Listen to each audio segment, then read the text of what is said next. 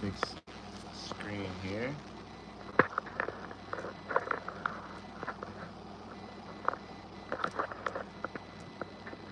Alright, what's up everybody?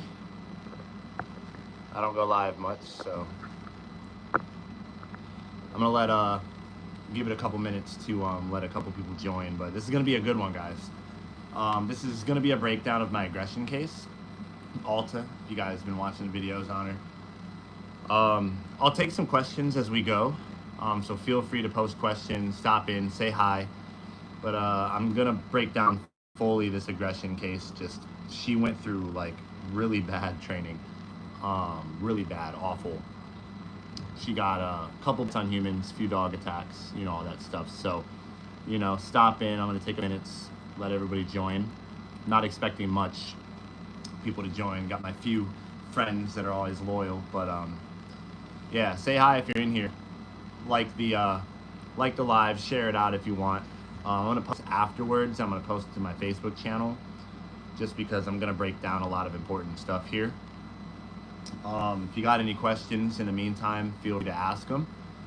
I got a whole list of everything, the whole breakdown of the training, and also Alta's bite history here that I'm gonna be reading from directly from Alta's mom. If you're in here, Natalie, what's up? Yeah, it's gonna be a good one, guys. How's the audio? Somebody let me know. Good, bad, good. Got 3 people in here, so you guys are awesome. Good, sweet, appreciate it. I'm not expecting a lot of people to join, as I don't go live that much, but you know, give it like a few more seconds here.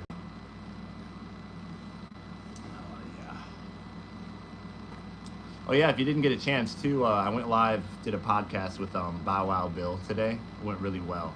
You guys should check him out. He's a walking book of knowledge about dogs. Mateo, dude, go. Stop walking through here, brother. Tail's getting tangled up in the cords.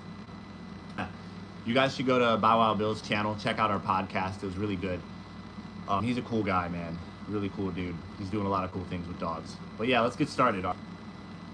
So yeah, you guys see this aggressive dog that I have. Hey, what's up, guys? So I'm gonna break down everything about this dog that I've been training, Alta. She has 5 bites on. Her mom has put her through previous training. Of course, the training was literally terrible. I like Borat, that's funny. That's great.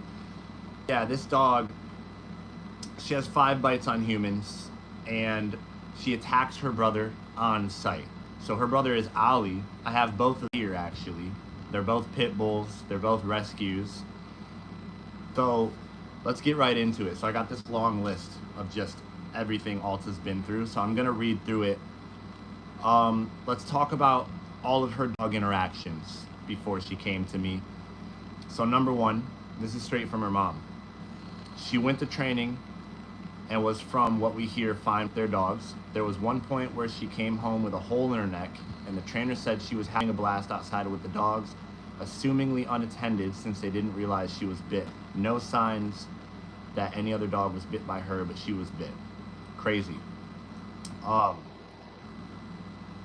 She met my sister and we introduced them off leash outside. She was terrified. She would hide behind me or Andrew, do everything she could to stay away from my sister's dog. A few times they did get close and she would be very stiff with hair raised, but she did not attempt to bite. The other dog kept trying to bite her, and that really freaked her out. We later had them inside with each other. They were getting along, though she was very still and stiff and anxious with her movements. Eventually she got off the couch. She got on the couch with my sister's dog and started humping him. That one was not too bad though.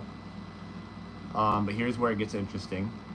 When they brought Ali home, which is the other dog that she's attacked a lot, we were told to keep them separated. Somehow Alta got out of the room. She was into the room with Ali. Alta rushed at him, had raised hairs. She was growling, barking, and lunging for him.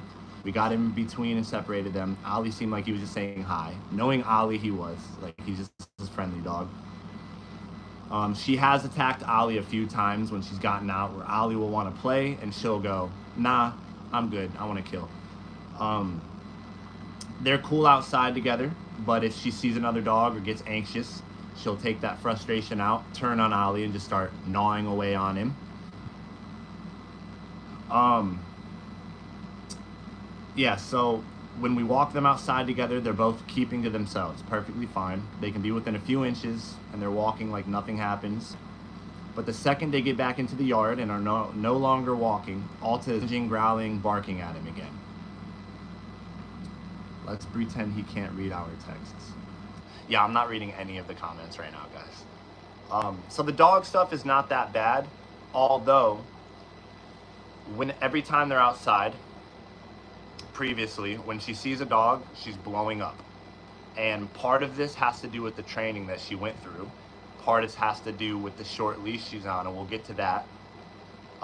My take on it is she's not actually aggressive. She has a fragile ego, and she is not confident at all. Am I lagging, guys, or is that just a troll? I'm not sure. Somebody other than this guy, let me know if I'm actually lagging. But this is where it gets interesting, okay? So she has 5 oh, I am lagging, okay. All right, let's see what's going on. We're all good? Oh, sweet, thanks, Nate.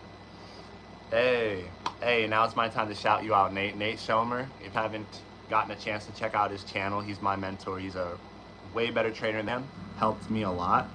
And you should go check out his channel because he's always shouting me out. And I don't deserve it. So, love seeing you, Nate. You're an awesome guy, man. Go check out Nate's channel. Way better than me. So let's talk about the human bites, though. So here's everything that's happened. And in this case, it seems like every incident where she's bit a human, it's the human's fault, even though we don't want her biting. It's always been out of like the human being dumb, the human making the wrong decisions in the moment. I'm lagging, you yourself can check. All right, I hope it's not too bad on the lag.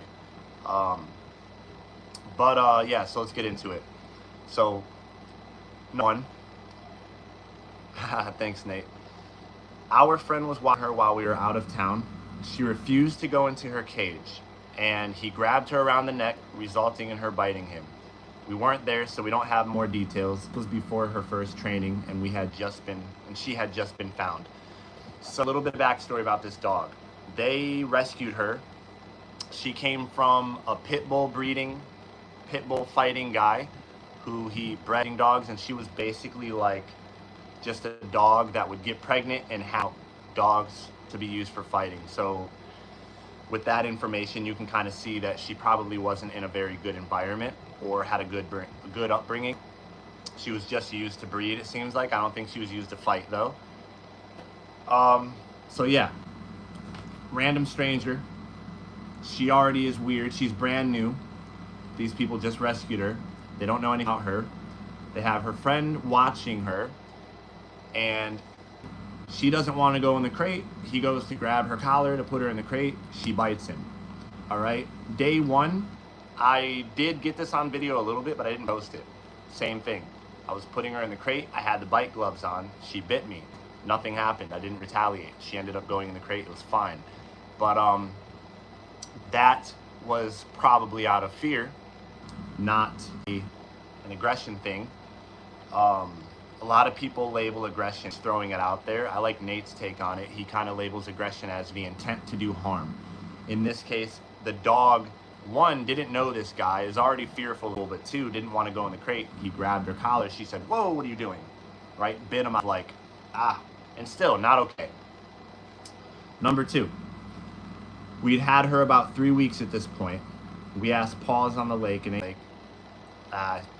shouldn't have said the name, but if they'd board her, although we had no information on whether or not she was good with people or dogs. They agreed. From what we were told by the manager, a tech was going in to take her on a walk. Alta's hairs were raised. She was cowering down and growling as she was approached. Instead of backing up in her space, the boarding tech reached out for her collar and she bit the tech. We have no information on how bad the bite was, but it was reported to the Department of Health. She was quarantined, checked on for rabies for 10 days, all was good. And there you go. You have this dog that is already weird about humans, already predicting that every human interaction is going to be bad. And then you have somebody who is around dogs, who sees this dog running, cowering, and they decide to keep pushing the issue, try to grab her collar, and she goes, I knew you had it out to get me, and she bites, right? That to me is a fear thing, not really true. Number 3, we had her in a bar on a leash with us downtown with very few people there.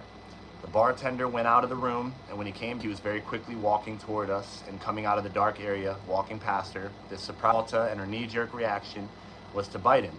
Her hairs were standing up, and she jumped up right away and jerked toward him, biting him in the leg. This was before training. Had been with us for a few months at this point. So again, there's a constant now in every bite that she's had on humans. It's always been out of like, whoa, what is that? Or I don't trust you. It's not just her going, I hate humans, I want to kill you. It's more of like, I don't know what you're trying to do to me, or she's startled, right? And again, it's not okay. But this is where a lot of trainers, I wouldn't say a lot of trainers, but this is where a lot of trainers in my city failing dogs like this. And we'll get to that because the training she went through was absolutely awful. Like, it was disgusting, like really bad. I'm not going to say any names. There's no names. But just, this is very common. So number 4, I had her in my office in New York, and this is from her mom, by the way, not me. Typically, no one comes in, so it was my friend and I there. We were introducing Alta to my friend to see if maybe she could watch her at some point for us. All went well with the introduction. She was left alone for about 20 minutes, then started jumping up on my friend for attention. She pet her and all was fine. Someone came up to the locked door to enter, and Andrew grabbed the leash. She was lunging towards the door, standing on her hind legs, barking and growling. Her hairs were raised. I unlocked the door and told the person to walk away from the dog so we can get her out. Instead, the person said, oh no, love me, and stuck her hand in front of Alta's nose. Alta bit her, and there was hair in the skin, but no need for stitches. We were able to bandage her and stop the bleeding. And again, this dog is in a state of like, oh my goodness, somebody's here for me, they're gonna get me, I don't trust people. And of course, you have the other person saying, oh no, I love dogs, they're great. And it does not matter how you perceive what you look like to the dog. Like, for example, if I'm like, oh, I want to show the dog I love her, but the dog's in a state of fear and perceives that as bad, perception is reality with dogs. You have to see things through the dog's eyes, not through the human end. So Alta did not see that guy going, dogs love me, as something good. Alta saw that as, he's trying to get me, I got to defend myself, right? Again, not really the dog's fault. On walks, she lunges, growls, and barks, hair raised, at other dogs and people when they're far away near her. She is more cautious around people when she can't fully see if they wear a hood or a hat. She's even more reactive to people who have things with wheelchairs, strollers, grocery baskets. And again, that goes to dogs. They have to see things in a picture, right? When you're wearing a hat, when you have a beard, when you have an umbrella, when you have a backpack, that's all a different picture to the dog. And if the dog has a bad experience with, say, somebody that is a man, like a lot of people who say, my dog doesn't like men. It's not that the dog doesn't like men, but it's that the dog perceives the man, linking the man to the outcome that she's had with other men. So the dog goes, man equals bad, because first experience with a man was bad. So she just sees familiarity of the man and goes, yeah, all men are bad. It's a prediction error. Just like, oh, my dog doesn't like people in a wheelchair. Well, the dog is either A, the wheelchair is weird to the dog because it's not very common and the dog has not seen it very much, or B, the dog had a bad experience and a wheelchair was part of that experience. Or it could be a prey drive thing. You typically will see dogs, they get really crazy for things that move. Cars, bikes, skateboards. Just because it's moving and the dog goes, oh my goodness, wow. Hey, what's up, Natalie? Big ups. Her mom's in the chat, guys. Sick. Yeah, and we'll get back to that too. But so this is from Alta's mom again. One time, Andrew's cousin rushed down the driveway to me, and she lunged as soon as he got close enough to get to me. This did not result in a bite, but her mannerisms were the same as the time she did bite. One time she was sitting on the couch with my sister and my mom walked by and she acted the same way, hairs raised, lunging, growling, barking, seemingly out of nowhere as she'd been in the house with my mom all day. She occasionally does the same to my dad, although she knows him well, especially when he is standing up and coming out of another room. When people show up unexpectedly, it seems to scare her. And I've noticed this as well. Yeah, but this is all seen very clearly that it's the dog is just having prediction error, meaning the dog is assuming things are going to go bad. So she's in the mindset of, this is going to be awful, this is how it always is, this is what I do to get out of the situation. I bite and I flee. When you have a fearful dog, if they cannot escape the scenario, then the next move is to bite their way out of the scenario. There's a lot to that, but let's and I want to talk about actually what I'm doing to fix. I'm just kind of going through some of the issues, but I went through, which is insane. One second. So the training, let's talk about this. A lot of these instances happened before she went to training, and this is where it gets really bad. All right, like really bad. And I'll explain why. So Nate, he talks about something called authority bias, and this is so true. What authority bias is, broken down, is when you have somebody who's an expert in something talking to somebody who knows nothing about the topic.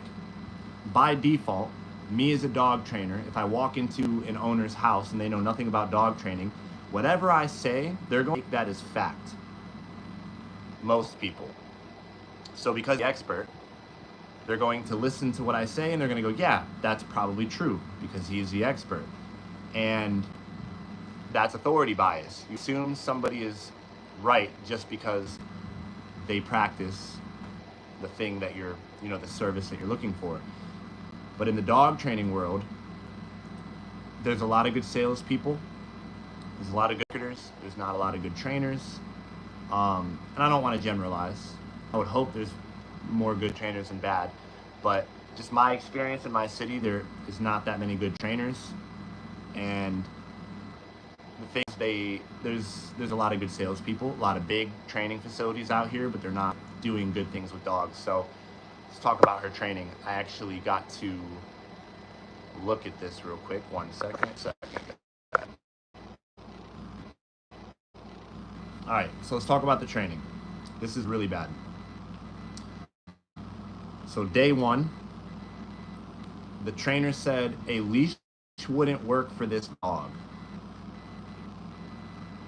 and that she was not food motivated and they needed to put her on an e-collar. So before I go on, let me know if the live is working good, because I had to go exit out of YouTube to email myself some texts. I kind of forgot to do it before I went live, but somebody give me a thumbs up in the comments if everything's working well, because this is where it gets really serious. The total of 4 people. Appreciate you guys. Are we good? It's okay now? Sweet. Yeah, it was probably buffering because I exited the app. I had to go into our text feed, Natalie, and find the trainer stuff. But all right, this is where it gets really bad, guys. So this dog's messed up. Dog's already messed up. This is insane. So one, the trainer, they said a leash wouldn't work for this dog and that she was not food motivated and then they needed to put her on an e-collar. Already red flag, like, makes no sense, okay? So you guys know all the time I'm talking about, if you train a dog with a leash, just a leash, and a regular collar, then you should not be using an e-collar. An e-collar is not a fix for things. An e-collar is just a communication tool, but if you don't know how to communicate to a dog in the first place, an e-collar is going to make you worse. My first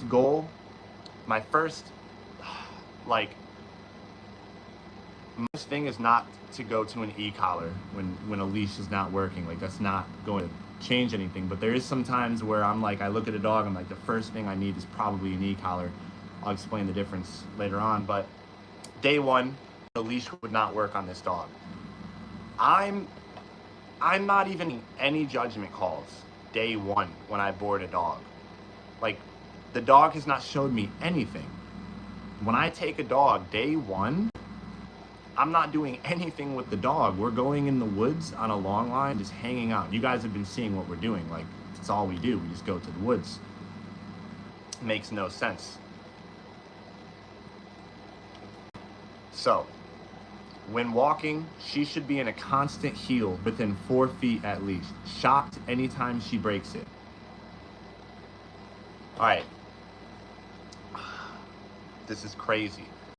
So the dog, this dog, Alta, who has no confidence, who has never learned how to make choices, this dog needs to be on a 4-foot leash in a heel everywhere you go when you're outside. Never allowed to roam, never allowed to make decisions. And if she breaks the heel, you should shock her every time. That's insane to me, because here's the thing.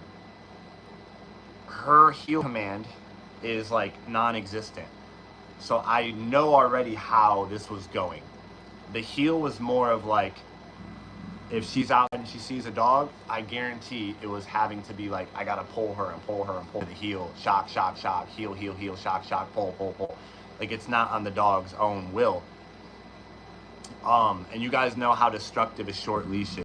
Just a tight leash in general, especially for fearful dogs, reactive dogs, aggressive dogs. This is insane. It makes no sense. It makes no sense at all. Every time she breaks a command or does anything we don't like, jumping on the couch in an area we don't want her in, etc., say no and shock her, then guide her to where she should be. All right, so there's a little bit of truth to that. Obviously, like, no should follow some sort of punishment.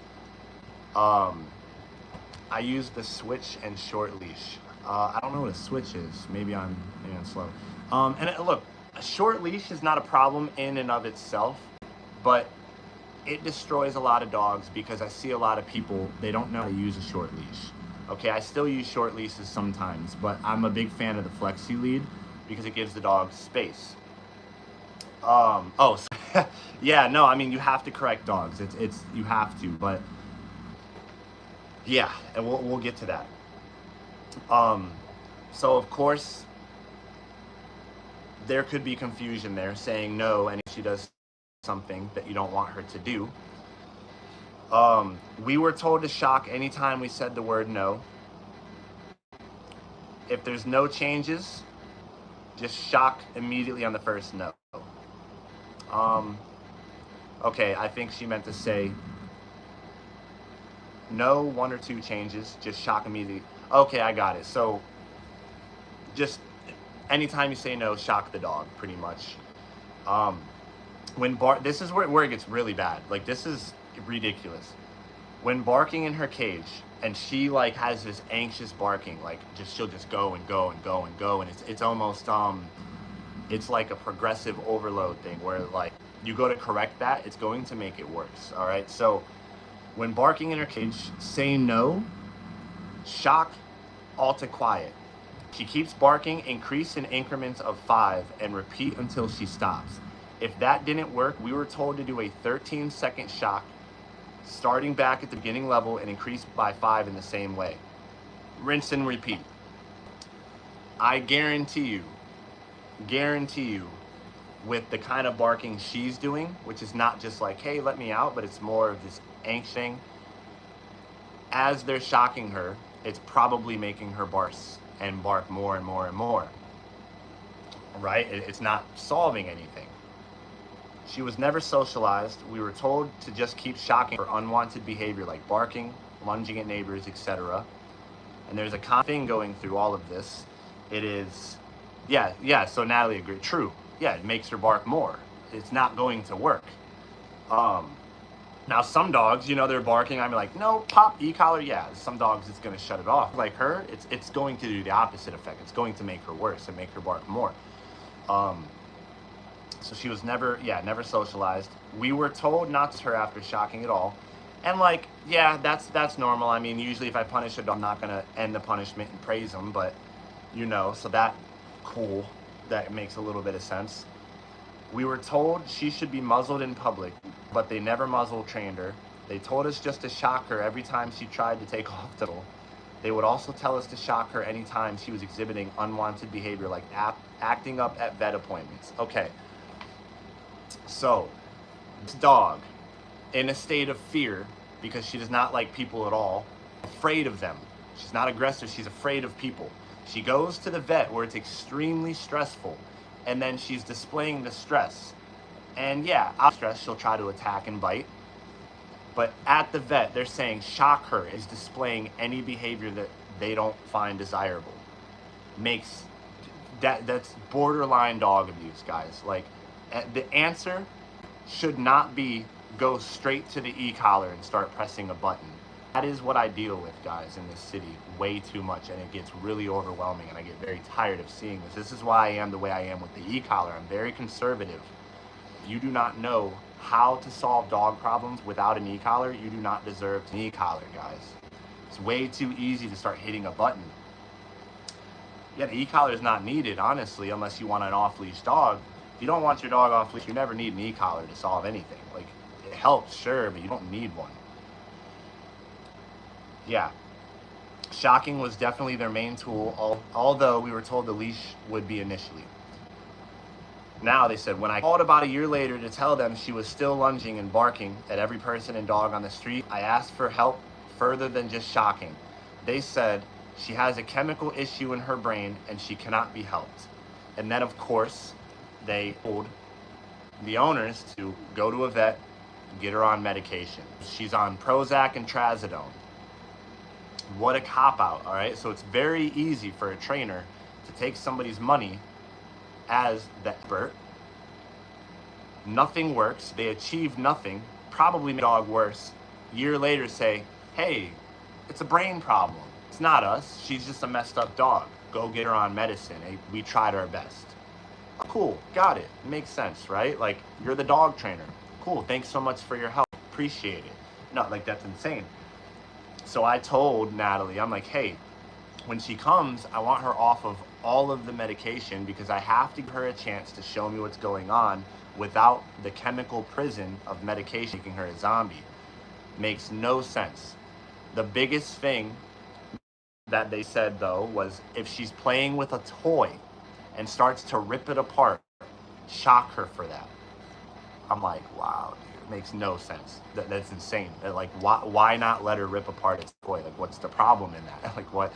Like, I understand if she gets like a kid's sock or something, and she starts ripping it. Hey, but you don't need an e-collar for everything, guys. Like, just tell her, hey, you can't have that. That's not a dog toy. I mean, it's not very hard. Now, here's the problem. Everything that Alta's parents were doing because of this trainer, they were just listening to the trainer because they're the expert. The training was terrible, and I ask all of my clients, I'm like, if they want to board their dog, I ask them, hey, what do you know? How do you teach a behavior? How did you teach what no means? How did you teach the e-collar? Most people, they don't have an answer. If somebody walks away from boarding with me, or lessons, honestly, I don't expect them to be a dog trainer, but I expect them to know how to teach behaviors, how to stop behaviors, what dog communication looks like, how to apply leash pressure, how to get a dog through a fear period. Like, all things are important. And if you only know walking away from a trainer to hit a button when your dog is wrong, that is not dog training. And I could be a millionaire doing that. Putting on e-collar, saying, yeah, just hit the button when it doesn't do something. Like, that's very simple. That's not dog training. Anybody can do that. And this is why the dog training world is failing, and this is why I think it's important to talk about these issues, or these style of trainers are going to continue ruining dogs, thinking they're doing something good. And I'll give them credit. I wouldn't believe that most trainers think they're abusive. I would believe that most trainers think they're actually helping the dog, and they're not. And that it's just a lack of knowledge. It's ignorance. So I got to give people the benefit of the doubt here. But when your first interest is getting better or getting bigger and not better, that's where you fail. You have to put the well-being of the dog first. And if something doing isn't working, you have to change. So, like, let's talk about just the short leash. Every time she's out, 4 feet of leash, heel, heel, heel, heel, heel, shock, shock, shock, you're not in heel. The short leash is giving your dog no choice but to react, especially a fearful dog, okay? Let's say somebody comes by, a stranger, and that dog is like, I'm a little nervous, but the dog is on a 4-foot leash. That person approaches, that dog can't escape and walk away. That dog has no space to go anywhere. So the dog instantly goes into flight and goes, well, if I can't leave, then I guess I gotta lunge and make the person leave. The dog has no choice. The leash is tight, the dog's frustrated, the dog can't leave. The short leash does not allow dogs to make decisions. Day one, I took her out on a 26-foot flexi lead in the woods and did nothing. Just let her be a dog. And I think we saw a dog that day. Wasn't even anything crazy. She kind of looked, the dog was kind of far, kind of looked, just kept sniffing. It was literally like, she's like, I didn't know I could actually go do other things in the sight of a dog, right? Like, you have to allow dogs to make decisions. A lot of trainers take a behavior case and they start running obedience drills. It's down, come, heel. Having a dog heel everywhere does not fix the mental state of the dog, okay? There's conflict there. The dog is still in the mindset of, oh my goodness, there's a dog, there's a person, I'm freaking out. But also, I'm supposed to be in this position, and mom or the trainer is going to destroy me if I leave the position. So the dog is all around just like not having a good time. They're struggling, they're in conflict, right? When you want to start working obedience, it's fine, but first you want to change dog's mindset. I want Alta's prediction error to change. I want her to see dogs and go, hey, this isn't so bad. I can go over here and sniff. I can go run around with my guy. We can play tug. We can hang out. I don't have to stick around and let the dog get to me. I can leave the scenario and go hang out. Kevin says, why are you manipulating the dog? Like I said, my dog will not leave a grass patch, nothing because I simply tell her to. The mindset. I don't understand what you're trying to say. Actually, could you rephrase that? Yeah. So I took her out day one in the woods, and literally she I could tell she's never had so much freedom, and she gets freedom too. She was off leash trained a little bit, but couldn't ever be off leash around dogs. Yes. So Kevin says, you said change the mindset. They make the dog just sit. Yeah, exactly. That is management. What I'm looking for is what the dog does when they're free in liberty. I was talking about this on the podcast earlier.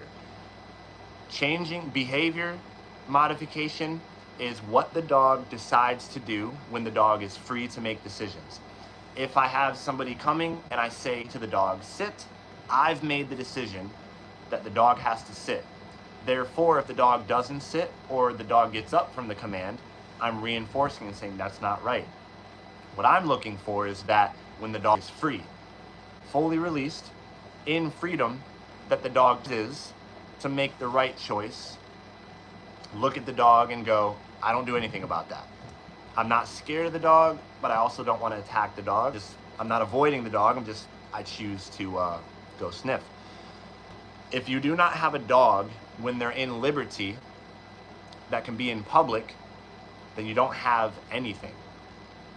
I don't care about, can my dog stay in a down while a dog passes? I care, can my dog be free, off leash around other dogs and choose to not do anything about it? That's what the difference is. And you cannot change a mindset using obedience. Obedience helps a lot. It's not completely, it's like it helps a lot, but, and we'll be using obedience to kind of help her with dogs too. But you want to work on the mindset first, and to change the mindset to allow dogs to make decisions. So, day one, before we went on our first walk, I would go to put her in the crate because I had to. I literally had to leave to go do something. I didn't want to, but we had to. Didn't want this experience being, I'm going to put you in this crate, because she didn't want to go in. So I'm just trying to get her in the crate, and of course, you know, she starts to go in and she bites my hand. Day one with the previous trainer, I already knowing what happened, I know for a fact that day one, the first time she ever did something that they perceived as wrong, tried and growled, they blasted the dog with the e-collar. Think about what that does. You have a dog that already is scared of humans and has the prediction that humans equals bad. The dog out of that fear going, I gotta bite because I'm freaking out, and the human goes, oh, no, right? And just corrects the dog. That dog, prophecy becomes fulfilled. I literally did nothing. Like, I pretended it didn't happen. Like, I didn't get mad. I didn't do anything. Like, she bit me. I let it happen. I didn't pull my hand away. I'm just like, go ahead. And then I put her in the crate, and the crate turned around, looked at me, and we literally made eye contact for like 10 seconds, and she was just like, I've never seen this before. Like, this is insane. Like, she was literally like, you didn't destroy me just now. And this goes to teaching the dog clarity of intentions.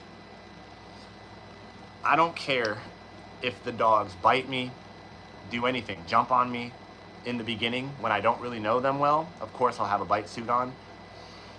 Because a dog that already doesn't like humans comes to a place around humans it doesn't know, the dog's going to freak out and do what it came to the trainer for. It's going to lash out.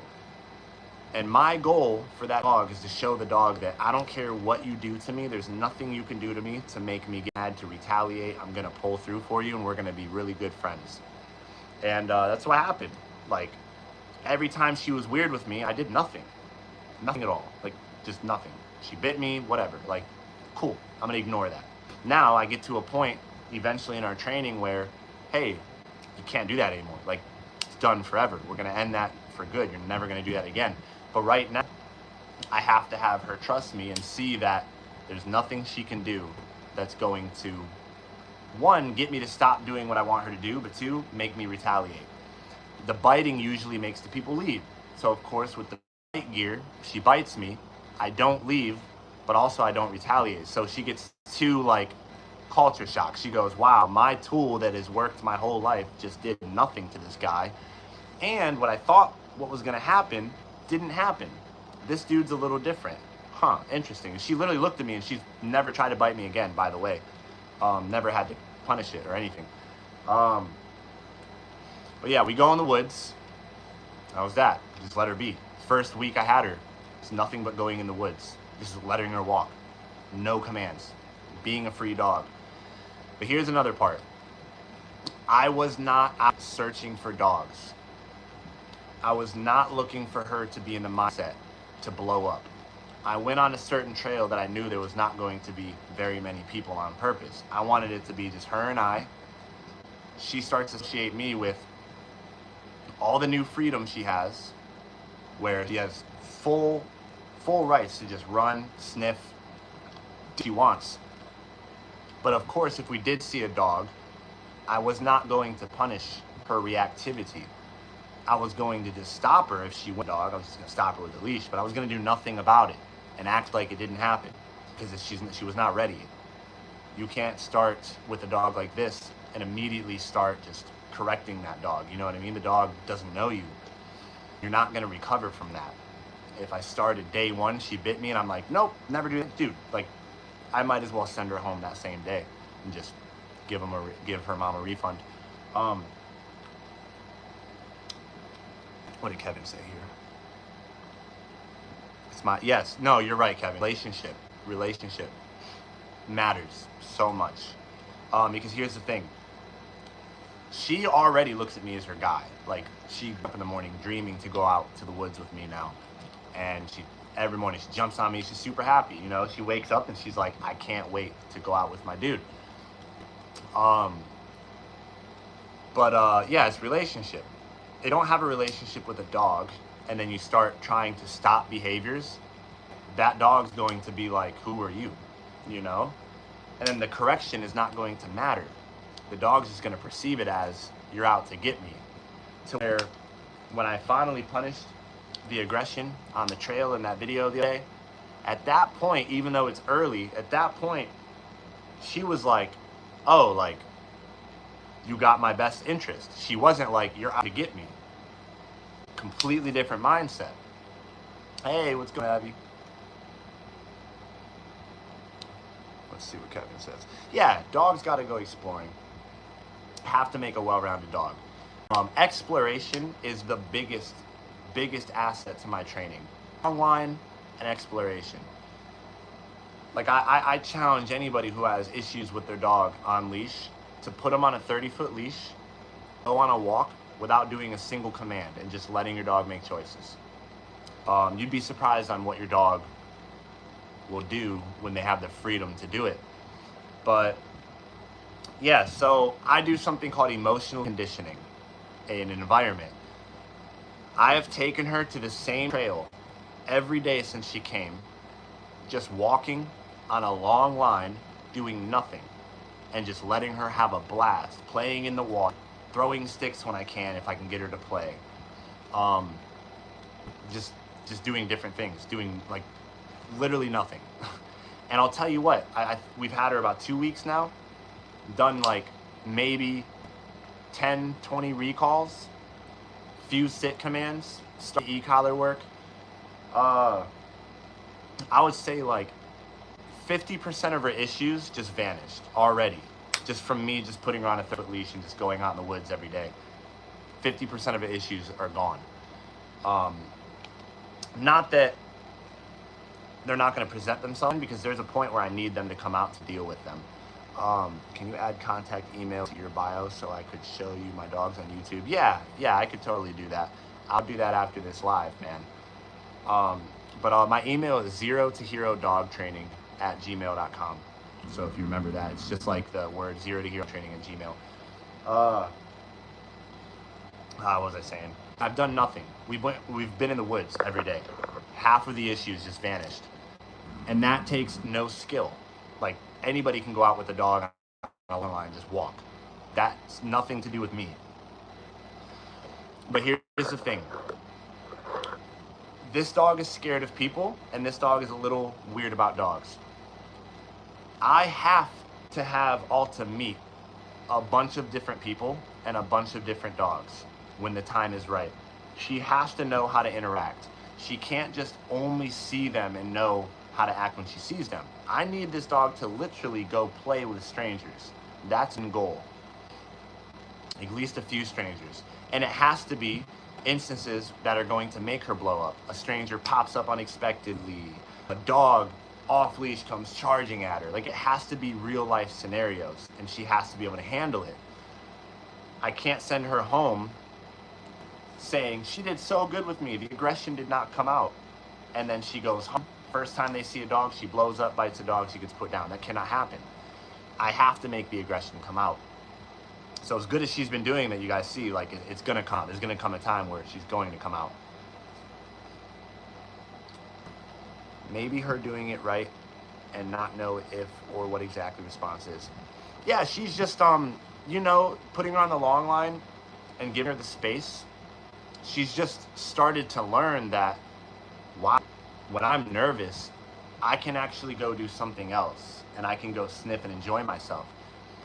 Like, when it's kind of like it's a kid in a candy store, but that kid is like just standing staring at the wall. Like, you would look at that and go, that's not normal. Like, that kid should be out just having a blast, getting a bag, filling the bag full of candy, but he's just staring at the wall. Somebody would see that child and be like, what's wrong with him? Like, something's going on, we gotta help him. Same with dogs, right? If you allow them the freedom, they start to learn other ways of stress management. Not everything has to deal with punishment and, you know, like corrections and all that stuff. But yeah, this dog basically went through harshest e-collar program that I've seen from any dog into me so far, of just hold the e-collar down, go up by 5. Every time she's wrong, hold it down, press it, just shock, and nothing happened. The dog is like, she doesn't know much. I mean, she has cool, she has a down command, she has a sit command. That's awesome, sweet. Still wants to attack other dogs though. So, here's where a lot of trainers fail, right? They get a dog, they get the food out, they start doing a whole bunch of sit and down, and they say, wow, it's been 3 weeks. The aggressions never came out. She's doing wonderful. And they push neutrality. Dogs should never look at a dog. Dogs should never walk towards a dog. Dogs should always be away from the dog, right? And give the dog a chance to make a mistake. And then they're using food a lot. So the dog is like, sweet, you're like a vending machine, let's go. Like, I don't need to kind of show the aggression as long as you're kind of just paying me all the time. We're good. You know, I'm not a big fan of food because it's very misused, even though I use a lot of food. I actually have used very little food with her. It's been mostly just negative reinforcement with the but here's another thing. I do everything out of my house. All right. And a lot of training facilities, I know how they're set up. The dog comes out for 15 minutes. They train. The dog goes back in a crate. In the crate, does not have a chance to make a mistake. Where here, I have my dogs. You guys have seen it. Like, we'll have 4 dogs at once, and they're all free. And of course, I'm not going to be naive and have a really messed up dog out with the other dogs free, especially unmuzzled, until they're like fixed mentally and they're not doing that. But as soon as the dog can handle it, they're free with the other dogs. And the training out of everything that I do comes from the living situation in my home. When the dogs are free in the home, you can teach so much to a dog. You can build such a great relationship where, oh, you're going on the, hey, you can't do that. Oh, hey, one dog is over there chewing a toy and you're approaching and you want to go take the toy from him. Hey, go, right?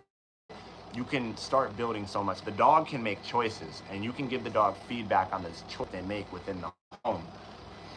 And when Alta's ready, she's going to be free in the home. I mean, she could be free in the home right now with Mateo now. She's good. But the other dogs, I wouldn't trust her yet. She's going to be muzzled. Oh, Kevin, I just got your email. Yeah, I'll check you out. But a lot of people, a lot of trainers miss out on such a great training opportunity because they have like boarding facilities and the dogs are crated most of the time, meaning the dog can't make mistakes.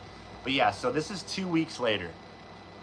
I've done nothing but just went in the woods and emotionally conditioned this environment. So what that means, I take a dog who wakes up just knowing that something bad is going to happen that day. The dog just knows it's going to be an awful day. The dog's a wreck mentally. The dog's like, I hate everybody, life sucks. And I take this dog and I give it something to look forward to. On a schedule, we go to the woods. This is where the healing happens. When a dog is able to be in the woods away from emotional, stressful triggers, and it's just me and the dog can go run around in the woods free of like my agendas of, hey, you need to sit and down and calm and place and heal, but just truly be free in the woods, chasing squirrels, chewing sticks. The dog begins to heal. The dog begins to have hope. The dog starts to wake up going, I can't wait to go to the woods with my guy today. That was actually kind of fun. And day 1, she was in the woods and she was the child in a candy store being told you can buy anything, but the child was choosing to stare at the wall.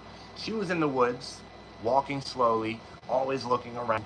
Every little sound, she'd stop and stare, barely sniffing, didn't want to chew sticks, did nothing, just walked normal.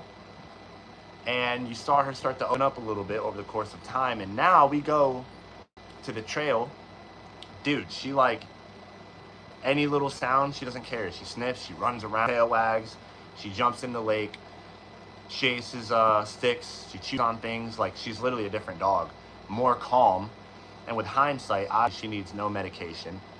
So many people try to push medication on dogs and they just don't need it. And I've done nothing at point. Done nothing. There's gonna be a time though where like I'm really gonna let her know certain things are over with. You're not gonna do that anymore. Just because she's doing good on walks now, she sees dogs and she does nothing about it, does not mean anything is fixed yet. I still have to allow her to interact with strange dogs, put her in scenarios. Yeah, no, I'm so happy she's off the meds too. I hope she stays off the meds, honestly, because she doesn't need them. Yeah, she's like a lot of dogs. She's very amped up, and this is going to be a long process. She's had years of living in this mental state, but hopefully I can chip off a lot of that while I'm here and unpack a lot of that baggage. She goes home, you just kind of ease her into the new life. But now, here's the worst part about the training she went through. Not one time did they mention play. And this is a lot. The trainer mentioned nothing about playing with the dog. That is insane too. And I'll tell you why. Play for me is one of the most important things you could ever do with your dog, because it's how I start all of my communication. It's how I teach no, it's how I teach yes, it's how I teach leave it, it's how I teach everything. All of the communication that I'm going to use with the dog is going to be built through a solid game of tug. So they never once mentioned play. So when you have these dogs, like pit bulls that were genetically bred to bite things and kill things and fight things, and then you take that genetic nature of the dog and you take that away, that outlet is going to come out in another dog or another person. It's going to come out. So a lot of people, they don't prioritize play. On the side, when I haven't been filming, I've been playing with Alta. She plays really strongly in the house, but outside she'll give me like 30-second bursts of play, a minute here, a minute there, because she's still a little bit on edge outside. I assume we're going to start achieving play real soon. It gets a little longer every day outside now. But play is another thing that's going to be a part of this dog's life, and it's going to help her with the fear. Play, you can build so much confidence with a weak dog through play. And a lot of people underestimate play. I don't see many trainers in my area pushing play like I do.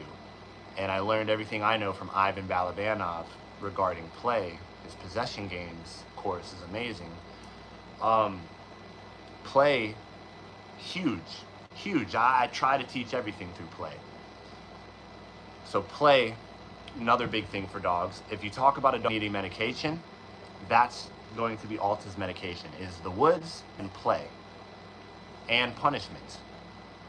Punishment is another form of medication. It works very well. Frees the dog up mentally. Abby said, Jack loves play now. It definitely changed a lot. No, that's awesome. I remember you were kind of struggling with it. So that's, dude, I love to see that. Once you achieve like really coherent play, it's like a dance. It's an art.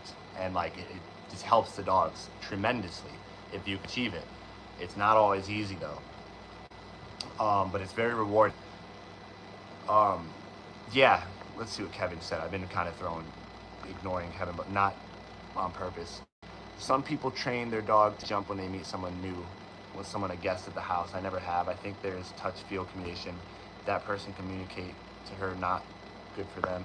No, yeah, I totally get it. Like jumping, I don't really care about jumping. I do not let my dogs jump on guests and on me. Just because I like to have a little bit of control of my dog. And actually, Alta's brother Ali, when I met them, Ali jumped on his grandma, which is Natalie's mom. Dude, ripped her hand open. I felt so bad. I'm like, oh. It was just an eval, but still, yeah, I felt so bad. She was bleeding real bad. It's another reason I don't let jumping happen, because of elderly people. They have thinner skin, you know. But I mean, personally, if you don't mind it and your guests don't mind it, I don't really care about jumping if it's not an issue. But it's also good. Yeah, no, I'm glad she's good. It's also good though, to have some type of control to be able to tell your dog, hey, like, knock it off, don't. So just rule of thumb, I don't ever allow jumping, just with all my client dogs. If they don't mind, doesn't matter to me. I don't mind. But yeah, just something good to practice is just not jumping. But yeah, no, I mean, I don't care. Jumping is fine for me. Where was I going with that? Yeah, medication. Medication. Alta has had change in 2 weeks walking free in the woods than her or possibly years on medication and the training she had, all the e-collar stuff. 2 weeks doing nothing but walk in the woods has calmed her down immensely. And of course, we punished her going after another dog. Yeah, the woods are another medication. But we punished her on that video, you guys, if you watched it. First time her going at that little dog, and you saw the same dog come around 5 minutes later. She not looked like she was avoiding the dog, like scared, like, oh, it's that dog again, I'm gonna get blasted. But she truly looked like she was free. Like she was like, looked at the dog, looked at me, and was like, dude, like, I don't have to do anything about that. That's amazing. I'm gonna go sniff. That's medication as well, punishment.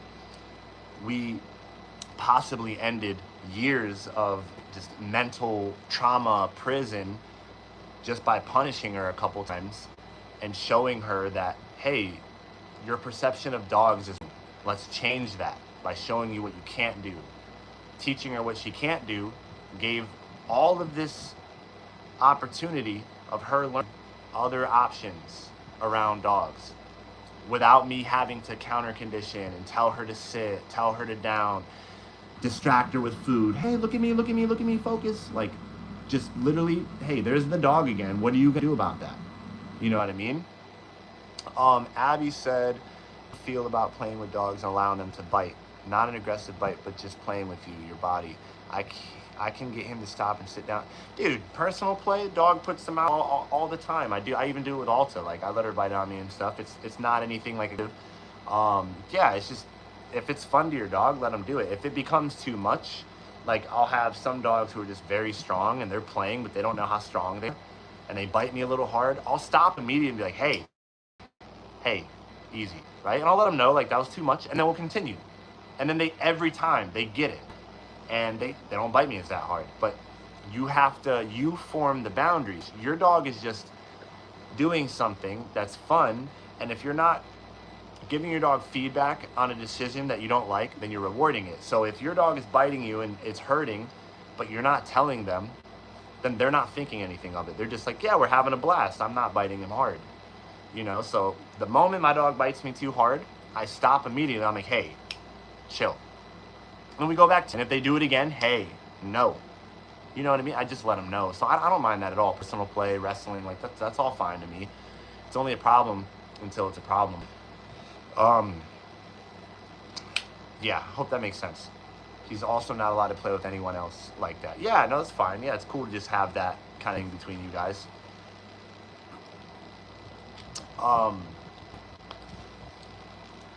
Yeah, so this dog, it's insane. In 2 weeks, the change in her, doing nothing. I don't know how many videos you guys have watched, but I have some earlies of her where just in the house, she would see other dogs in their crates, and immediately she would go from like this dog to that dog. Like, she'd look, growl, lunge, and then I'd stop her. I didn't punish because I'm just like, hey, it's too early. But I would just stop her, super chill, just stop her with the leash.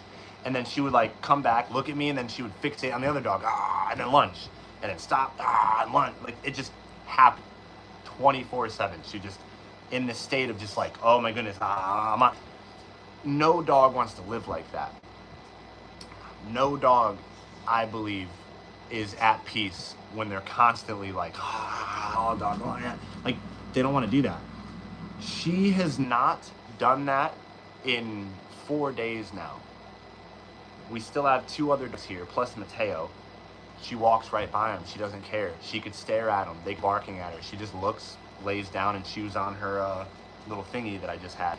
Like, she's like, oh my goodness, this is, never seen it this way. And I never punished it in the house yet. We got a long way to go. She just met a stranger for the first time today. I got the video about to upload.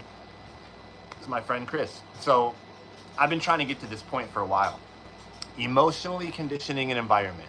What that means is I give the dog hope The dog goes, we go to the same place every day on a school, and the place is super rewarding to the dog, and the dog learns that every time I'm here, they're conditioned to be in a great mood.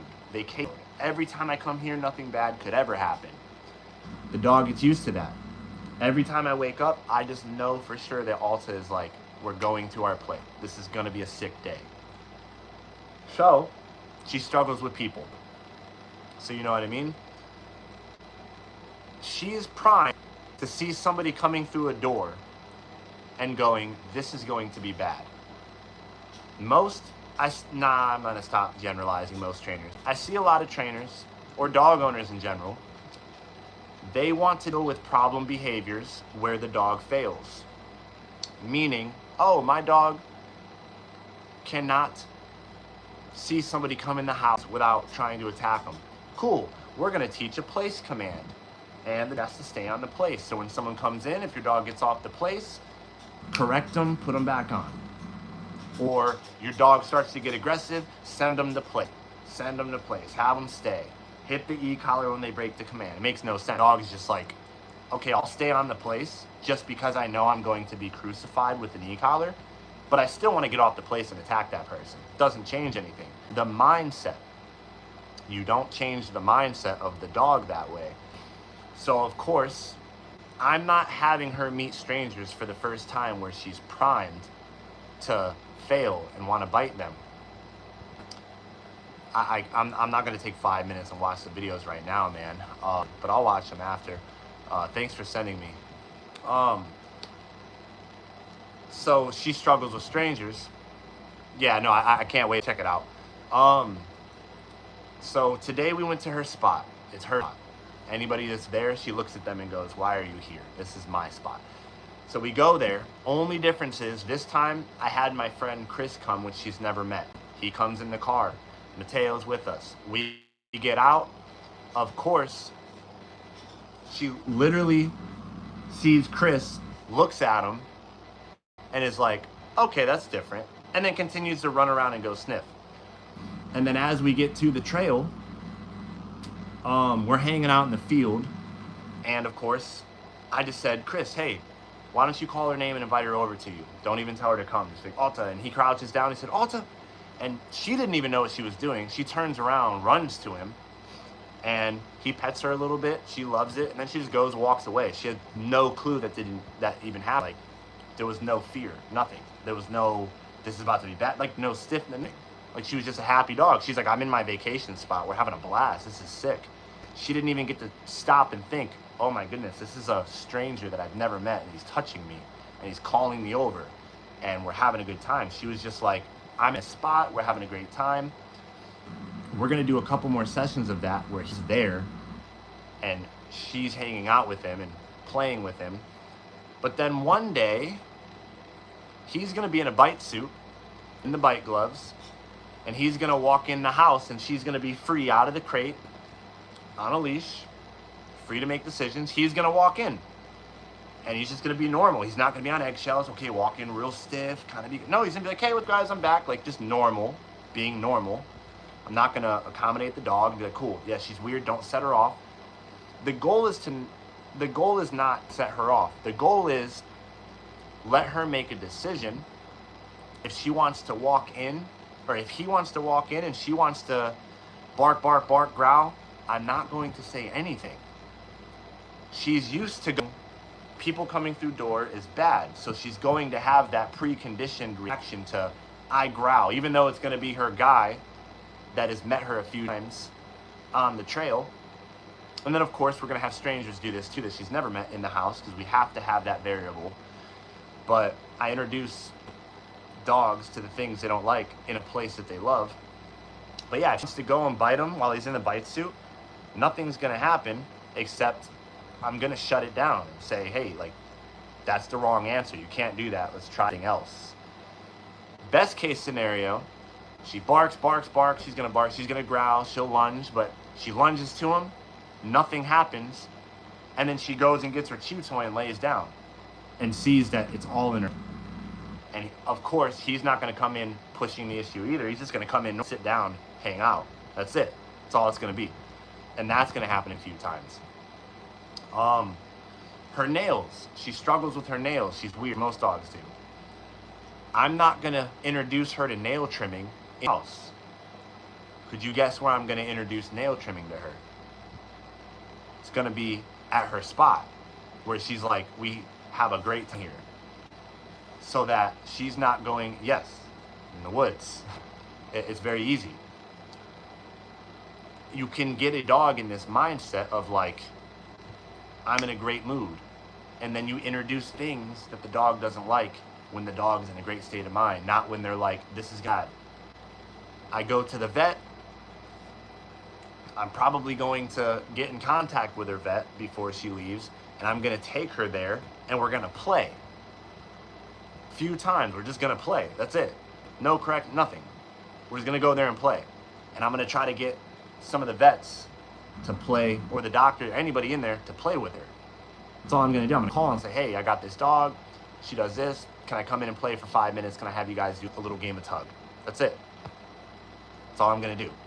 And then I'm going to have them love up on her, hang out with her, and then we're going to leave.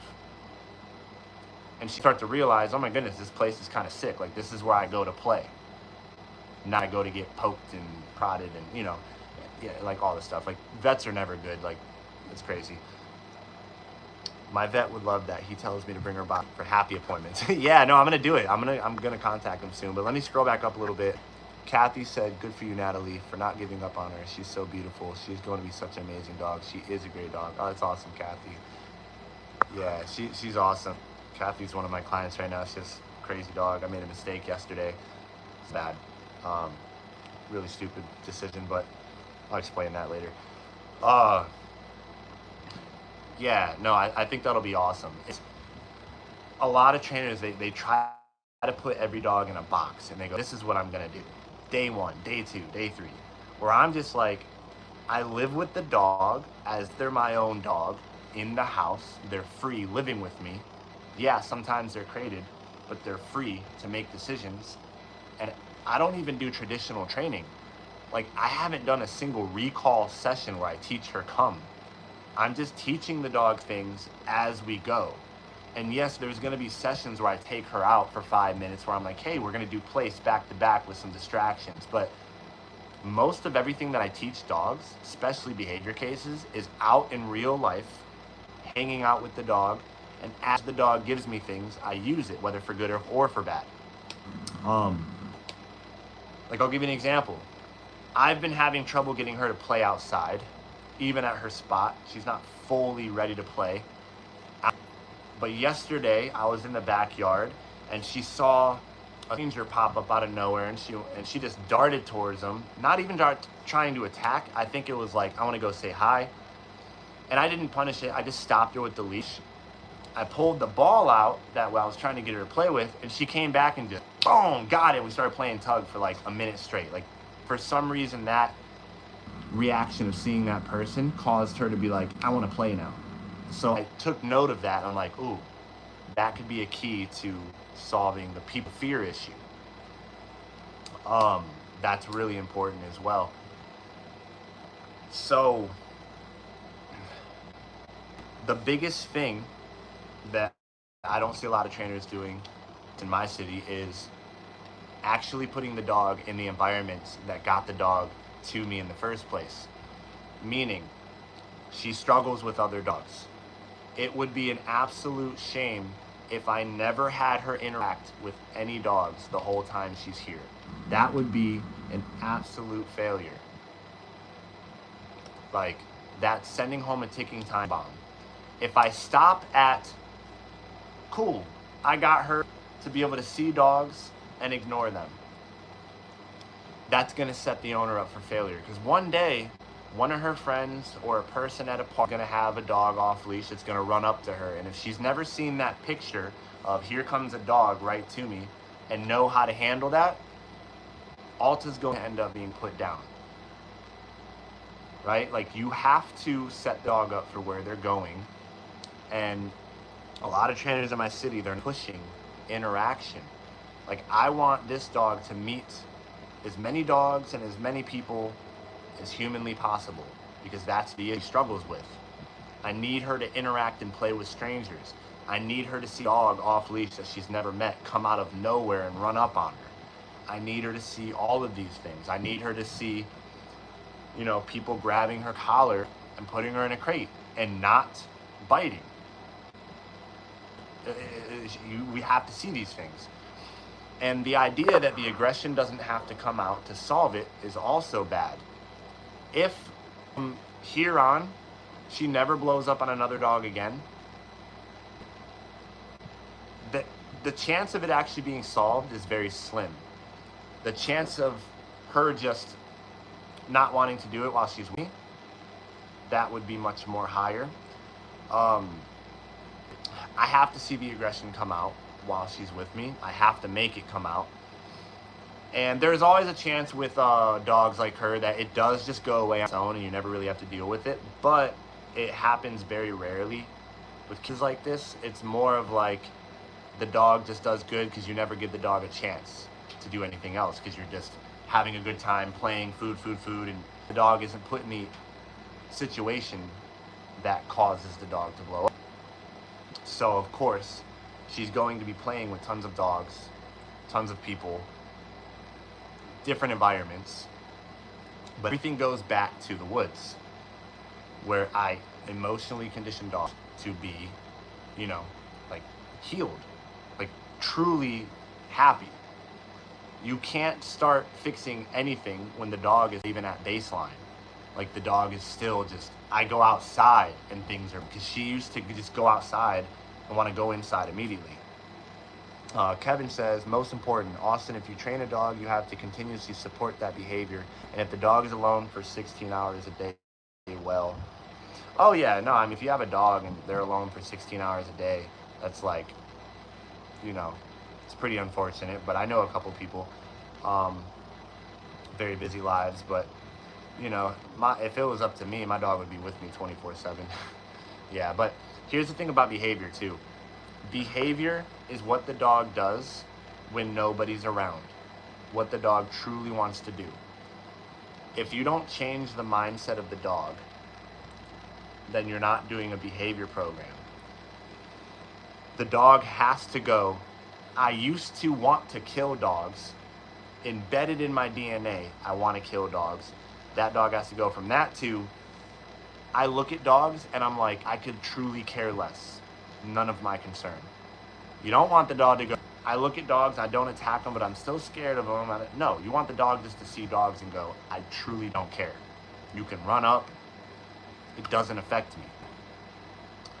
And not to say that she's never going to not blow up on another dog again when she goes home, but if it does happen, they're going to have the tools to be able to communicate like, hey, stop. And it probably will have nothing to do with an e-collar, is the craziest part.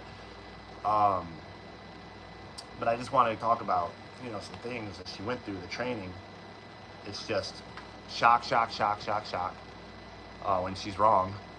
And that, for the barking in the crate, her mom knows, like, she just goes, rah, rah, and we'll just go forever. Like, she'll go forever. They told her, hold down the e-collar. Hold it down for 13 seconds, and she doesn't stop. You know how I stopped the barking in the crate? I picked up that she's just seeking attention outside of somebody walking in the house or another dog that she hears. She'll just bark. I will say no, and I will walk away out of sight immediately every time. She stops barking, she lays down, and she chills.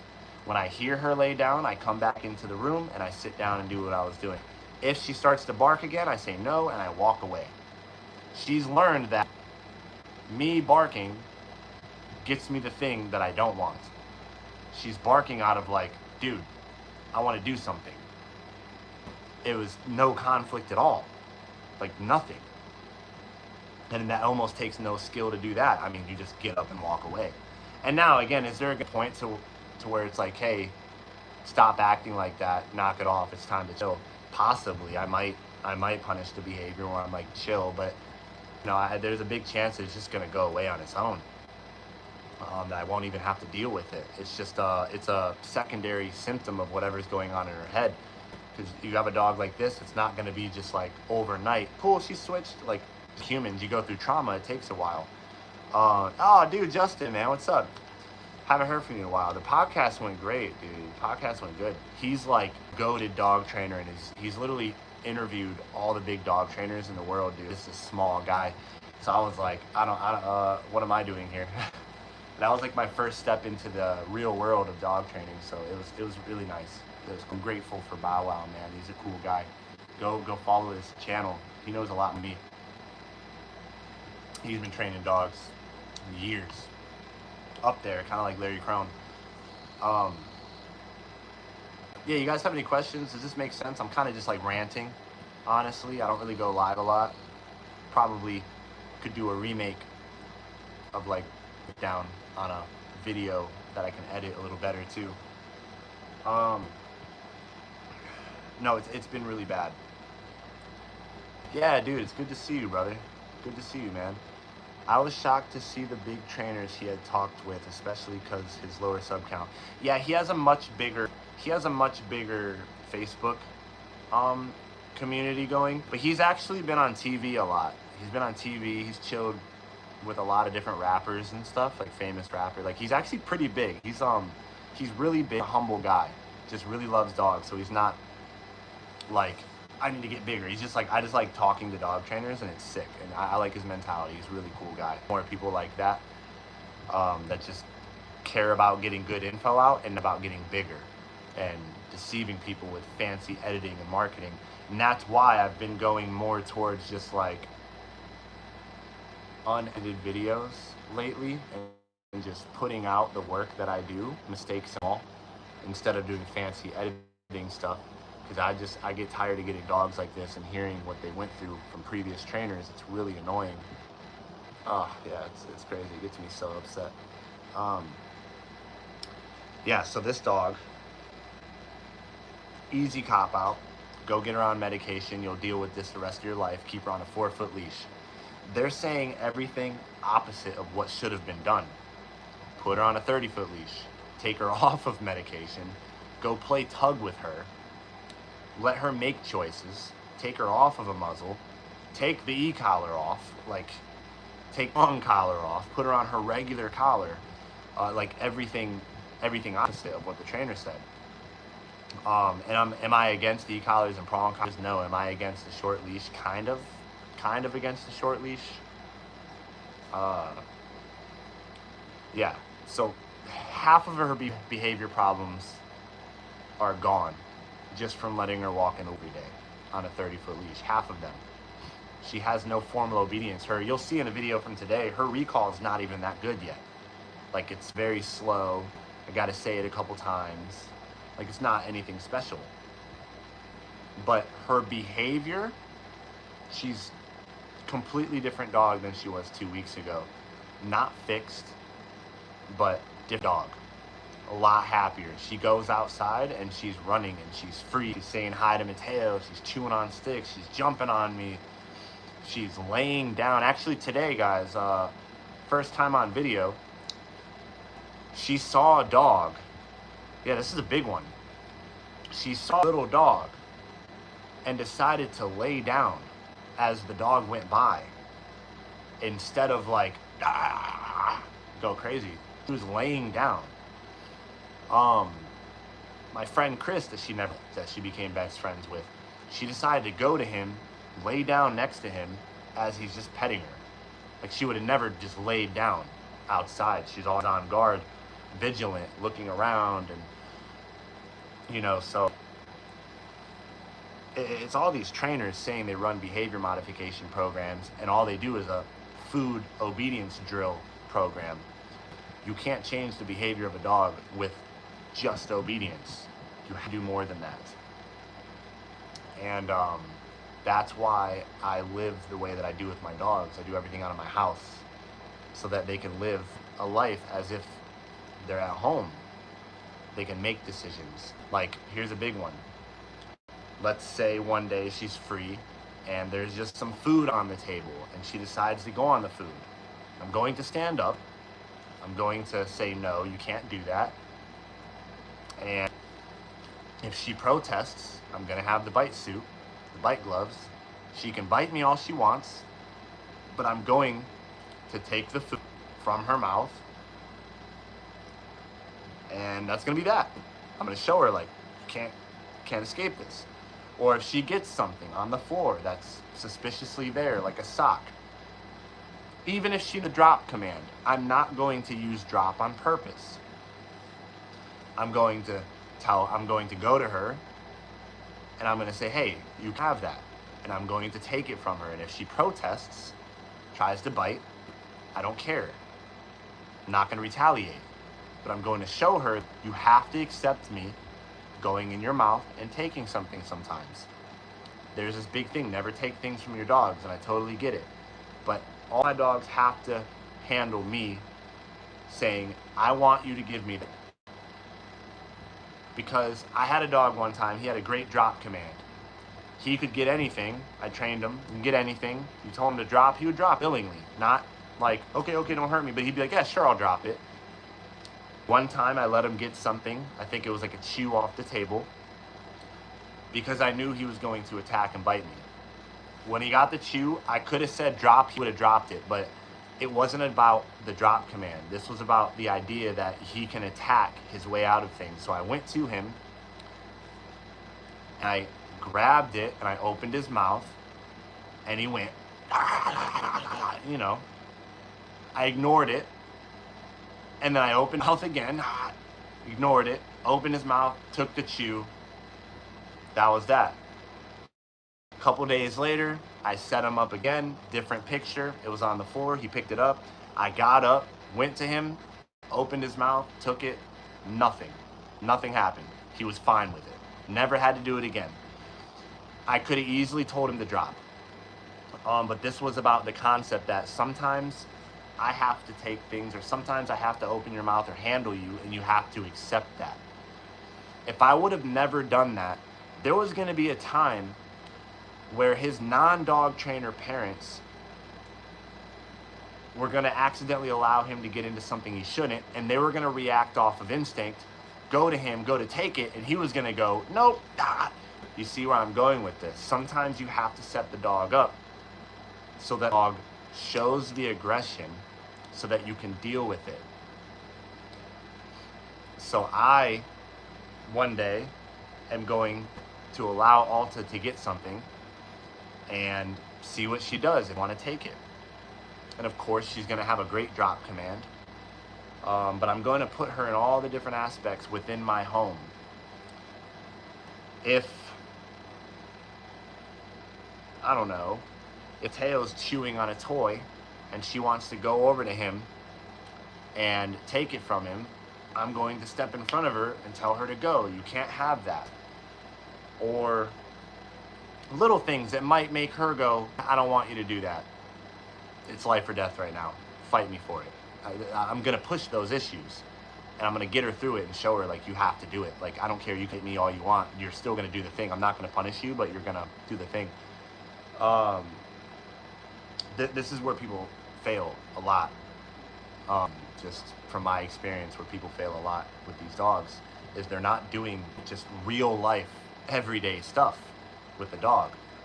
Like, they're doing formal obedience in a laboratory setup, but they're not living with the dog day to day, just allowing the dog to be a dog in the home. And as the dog does, you're like, hey, you can't do that. And if the dog protests, like a lot of people, they're scared or something, they don't let the dog protest because they know that they cannot handle it, or they don't use protective gear, or the dog's muzzle, the dog can't have a chance to do something. Where I want the dog to protest. Like, I want the dog to feel the need to bite and show me that bite when you do this. Like, if I start doing her nails and she wants to bite and she doesn't want me to touch her nails, I'm going to let her bite me. And I'm not going to stop doing her nails, but I'm not going to punish the biting. Depending on where we are at in the training, I might punish, but by nails, we are at that point. But here's the thing. I'm still going to do her nails. She's going to bite me. Her nails are getting did. 100%. Like, you have to accept this. You cannot bite your way out of this. There's no other option but your nails are being done right now. Not going to get a bunch of food and go, hey, yeah, good. You just got to do it. You know, you can't act like this. You know, it's very simple. Obligation and acceptance is something that a lot of dogs need to benefit from. I don't know, a stranger coming up and telling her a command or something, or taking her leash, you know, little things that most dogs, it would be like, cool, whatever, where she might be like, you can't tell me to sit, I'm gonna jump up and bite you. Okay, cool, you can't do that anymore. You're still gonna sit though. Like, that's what I'm talking about. These little things that trainers don't think about. When they send the dog home, the dog is going into a non-dog trainer environment to do non-dog trainer things. And the non-dog training clients are not always going to do the dog trainer outcome. And if the dogs see all the pictures in which the dog struggles, the first time the owner goes to do something that is not a command, but it's just, hey, give me that or something, the dog's gonna bite him. Because the dog's like, yeah, this isn't normal. You know what I mean, guys? I'm kind of rambling at this point, though. I hope this helped. I hope this helped, buddy. What Kathy says? She says, short leash didn't help me at all. Flexing has made my dog so much happier. He's able to make choices now without feeling trapped. Yes, especially when you have a very reactive dog, too. Especially when you have a dog who's very, just nervous. Dude, when you talk about confidence building drills, I don't do confidence building with dogs. You know my confidence building? Playing with the dog and taking the dog out in the woods. You know what builds a confident dog? Putting them in the situation that dogs are supposed to do. Like, you know what builds a confident writer? Them writing more. You know what builds a confident singer? The more they sing, the better they get. So if you're a dog, what are dogs supposed to be doing? Foraging in the woods. Like that, like letting a dog feel like a dog is what builds confidence. It's when humans and owners start taking dogs out of what's natural, saying, hey, I need you to heel, short leash, don't ever look, don't sniff, don't look at a dog, don't look at the birds, don't chase the squirrel. Like, now the dog is like, oh, dude, like, I'm not doing anything that I'm supposed to do naturally. I don't know who I am, right? I'm not saying just to let the dog just do whatever. Like, 26-foot leash does not mean just go run to every person and dog that you see and say hi and run into the road. That's not what it means. But it's just, it lets the dog make choices. If the dog wants to run to a squirrel and chase a squirrel, it can make that decision. And then I can go, hey, that's not the right decision to make. Don't do that again, right? But if a dog's on a short leash, the dog cannot make a choice. The dog can't make a choice. And then the leash frustrates the dog, and then the dog goes, well, I have to be reactive. So I hope this helped. And if you guys want, I'll make like a more detailed breakdown, edited video of the issues and the training. But you know, it's nothing too fancy. You know, I'm just really trying to put into my YouTube channel now and really start breaking down some of the cases, because I've had some cases that I haven't even talked about or filmed because I was kind of lacking on the YouTube side. But the more cases I get like this, the more I'm like, I have to start talking about this stuff, or this is gonna keep happening. I hope to get big enough to be an accountability for all the other trainers in my area, so that I can make smarter people when they make a decision to sign up for a trainer. It's not about like, I want to go viral. It's like, I want people to go find a trainer in my city and go, hey, this is what this guy Austin said when I'm looking for a trainer. Can you show me X, Y, and Z? And if you can't show me that, I don't want to work with you. And these trainers are going to either A, force themselves to get better, or B, they're not going to have a job, because you can't destroy dogs anymore. Yeah, man. And I make mistakes, you know what I mean? Like, I'm not the best trainer in the world at all. But yeah, it's just, I have a deep understanding of dogs on a really deep level. And it's helped me out a lot. So, you know. Oh yeah, Natalie, Ali, he's, we just walked by this lady and her dog. He was doing really good. Hair didn't even come up, so he's almost on his way home, I think. We'll be good. Abby said, you give out so much more information than most. trainers. That's one of the things I love about it. You're definitely going places. Glad to say I knew you from earlier. Dude, you're the you and Justin were OGs. You were my first people, first real. I don't even say fans because that's lame, but you guys were the first that actually cared about what I said. Besides like my wife and my friends and my personal life. Appreciate it. You guys keep me going for a little 5 of them here, man. Sick.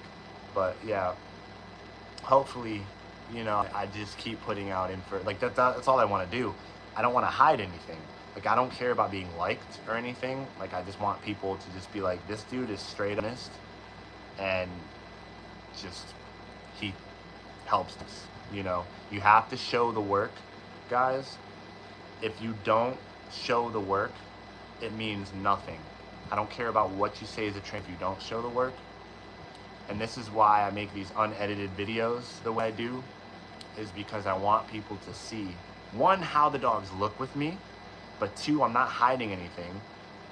I'm not doing some fancy editing to go, oh, I just shot this dog to death and in the background, and now, wow, look what I did. Look, she's cool. Look at her tail tucked around dog. She's not attacking. It's like watch the process and make a decision based off of what you see on my YouTube channel. Because I really care about the dogs. And yeah, sometimes I care about the dog more than the client, more than the owner. And some of my owners, they get frustrated with me because I put their dog first. But that's why they pay me. So yeah, I appreciate you guys. I'm gonna probably log off and go take the dogs out before I go to bed. I'll try to start doing these lives on a weekly basis, just talking about subjects, taking questions. But before I go, there's only a few people in here, but if anybody has any questions for the next few minutes before I go, if y'all got any, I'll answer them. Sorry if I didn't get to a lot of the comments, just because I was kind of breaking down Alta and I got ADHD. I'll go forever if I keep just reading these, but I'll go up. I know Kevin was saying a lot. If you're still in, man, I'm gonna go watch your videos. Any questions? Oh, I sure will. Yeah, I'll give her a hug. Yeah, she did great. You'll like the video today. It was very boring. You probably won't find it boring, but it was very boring. It was like really doing nothing. Like it was super boring. Yeah, maybe it won't be boring to you guys though, but a lot of the stuff I post, I'm like, it's not fancy. It's just go out and just hang out. So yeah, guys, if you learn anything from this video, it's that when you're finding a trainer, do your research. Go talk to every single trainer around you. Do your research before you send your dog to somebody, and ask the necessary question. You have to. You really have to. Oh yeah, Kevin's still sending me stuff. Cool. Yeah, sweet. Yeah, I tell Alta you said you miss her. She'll understand me. And then I'll tell Ali too. He's my guy. Yeah, I haven't done any videos with Ali, guys. You guys should see this. I should do a video with him. He's a sick dog, dude. He's actually a great dog. If I would get it, it would be Ali. He's a good boy. But yeah, I'll keep it at that, guys. And don't think the 5-star rating. Dude, I say that all the time. 5-star ratings mean nothing. They mean nothing. I know a lot of trainers around here with tons of 5-star reviews on Google, and I see the dogs they put out. It's really bad.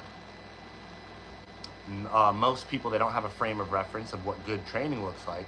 So you go to a trainer, just pay $3 to $5 grand, and you see your dog can sit in public for 20 seconds. You walk 10 feet away, and they're like, ah, give me the money, right? It's really bad. It's really bad. I don't care about obedience very much. I care about, can my dog go camping with me? Can my dog go to the store with me?